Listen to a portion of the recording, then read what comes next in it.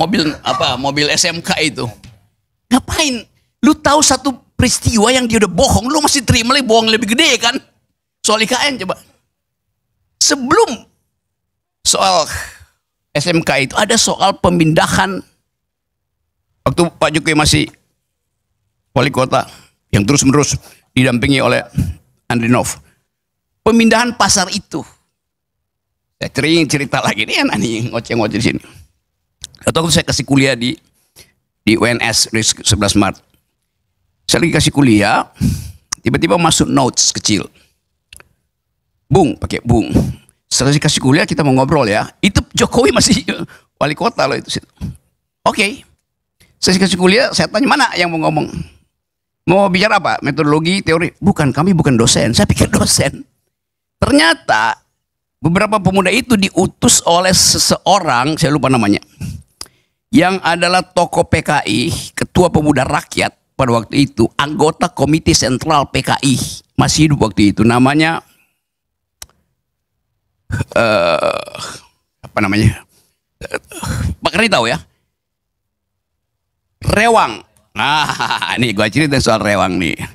Rewang masih hidup waktu itu, dia mau ketemu saya. Tiba-tiba dia sakit, dia utus anak buahnya, muridnya tuh. Jadi kenapa begini, Pak Rewang mau cerita. Ini Bang Rocky, jangan pernah percaya pada Jokowi. Ya. Dia masih hidup waktu itu, kemudian beberapa bulan kemudian dia meninggal tuh Pak Rewang. Karena saya ini pemimpin rakyat. Saya tahu watak rakyat, bahkan rakyat Solo. Rewang yang adalah pemimpin rakyat bahkan mengatakan Jokowi itu pembohong. Dia bukan rakyat. Kenapa? Jokowi pastikan bahwa pasar itu akan pindah. Dibuat sedemikian rupa, diskusi 1 bulan penuh di depan rumahnya dia itu. Padahal sebetulnya selama dia berdiskusi, oligarki Solo itu udah lakukan namanya ya under table transaction uang. Yang dia pindah. Jadi udah disogok dulu, Jokowi bilang bikin panjang ya diskusinya. Kira-kira begitu. Cerita 1 bulan kan pers semua Jokowi nego segala macam itu. Dia pastikan bahwa tidak akan ada lubang bolong di Solo. Malam ini lubang, besok pasti tutup. Itu bukan APBD, dia tinggal telepon satu oligarki di situ, tutup, selesai. Jadi Anda dari awal, ya kalau saya cerita dari awal mungkin Anda akan, saya tahu dari awal itu. Jadi sekuensi pengetahuan saya tentang kebohongan Jokowi itu, begitu IKN dibuat saya ngakak-ngakak, ini pasti nipu. Tetapi begitulah, disirap kita untuk memuliakan seorang yang memang, ini Jokowi, dia tidak tahu bahwa selama 10 tahun banyak orang yang tahu bahwa dia tidak tahu. Karena nggak ada yang memberitahu bahwa dia tidak tahu. He is riding the tidal wave of stupidity. Your stupidity. Itu yang terjadi. Nah, saya mau terangkan, saya nggak ada urusan dengan Pak Jokowi itu. Saya kalau dendam kagak. Kaisang ulang tahun, Kaisang kawin, keluarga Jokowi undang saya bahkan masuk VIP. Nggak perlu nunggu kayak Anies Baswedan nunggu siang hari. Saya yang malam hari langsung lewat situ kan. Jadi saya nggak ada urusan dengan itu tuh. Jadi terus menurut saya mau baca itu, ini apa keadaan itu. Jadi kalau sekarang, ya memang yang kita mau bicara ini mau diapain tuh. Kalau soal kebohongan itu berseri kebohongannya. Apa yang baik dilakukan di situ? Bagus tadi usulan Dedi. Supaya dia konsisten, tulis surat pada Pak Prabowo, saya minta dengan sangat Pak Prabowo, tolonglah ada satu kamar khusus yang dibuat di situ. Walaupun anggarannya mungkin cuma 10 miliar atau 100 juta. Untuk anak saya, supaya dia bisa menikmati legasi yang saya bayangkan itu. Apa yang bisa dilakukan oleh Gibran di situ? Jadikan istana itu sebagai, bukan sebagai tempat pangkalan LPG 3 kilogram. Dijaga langsung oleh Gibran. Masalahnya Bung Rocky, kebanyakan kabupaten kota di sana tidak termasuk daerah apa namanya itu konversi. Kenapa dari awal saya nggak percaya pada IKN? Karena kalian percayanya lain dengan cara Jokowi memandang IKN. Andrinov menerangkan bahwa demi rasionalitas spasial mesti ada IKN. Oh ya, bagus. Ade Armando terangkan dengan versi yang lain tuh. Untuk keadilan, jangan Jawa aja. Tapi Jokowi nggak lihat itu sebagai alasan dia. Dia lihat itu adalah menara Babel buat dia. Jadi Anda dikacaukan bahasanya oleh seseorang yang punya inspirasi lain tentang Babel, tentang IKN itu. Saya lanjut lagi ya cerita-cerita itu. Satu waktu saya tanya pada Pak JK itu, Pak JK, gimana ceritanya sih kok ada IKN? Kata Pak JK, dukun aja nggak bisa jawab. Hanya Pak JK, karena JK udah pernah ngomong ke saya. Satu waktu saya bercakap-cakap lagi dengan Sultan Hamengkubuwono yang kemudian pakai baju menolak bala. Dia nggak ngerti apa yang ada di situ selain cerita mistik. Mobil SMK itu. Ngapain? Lu tahu satu peristiwa yang dia udah bohong, lu masih terima lagi bohong lebih gede kan? Soal IKN coba. Sebelum soal SMK itu ada soal pemindahan waktu Pak Jokowi masih wali kota yang terus-menerus didampingi oleh Andrinov. Pemindahan pasar itu. Saya sering cerita lagi nih anak nih ngoceh-ngoceh di sini. Atau saya kasih kuliah di UNS 11 Maret.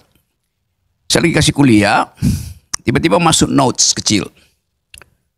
Bung, pakai Bung. Setelah kasih kuliah kita mau ngobrol ya. Itu Jokowi masih wali kota loh itu. Oke. Saya kasih kuliah, saya tanya mana yang mau ngomong. Mau bicara apa? Metodologi, teori? Bukan, kami bukan dosen. Saya pikir dosen. Ternyata beberapa pemuda itu diutus oleh seseorang, saya lupa namanya, yang adalah tokoh PKI, ketua pemuda rakyat pada waktu itu, anggota komite sentral PKI, masih hidup waktu itu, namanya apa namanya? Pak Karni tahu ya? Rewang.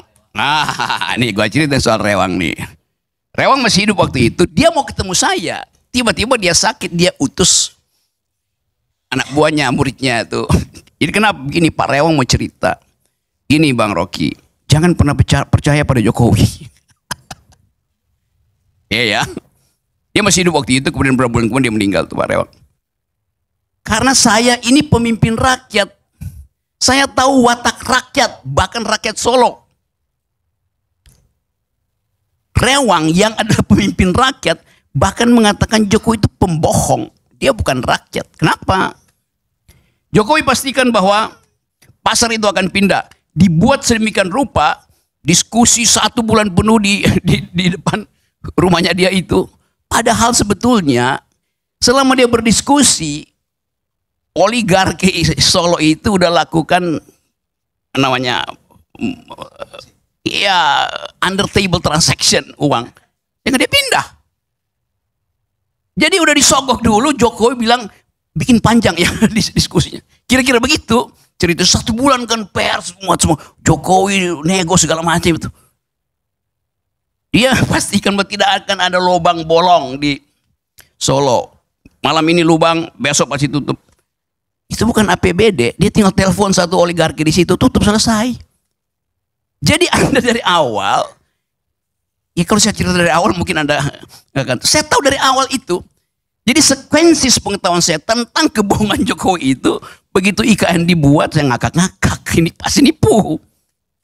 Tetapi begitulah disirap kita untuk memuliakan seorang yang memang ini Jokowi, dia tidak tahu bahwa selama 10 tahun banyak orang yang tahu bahwa dia tidak tahu.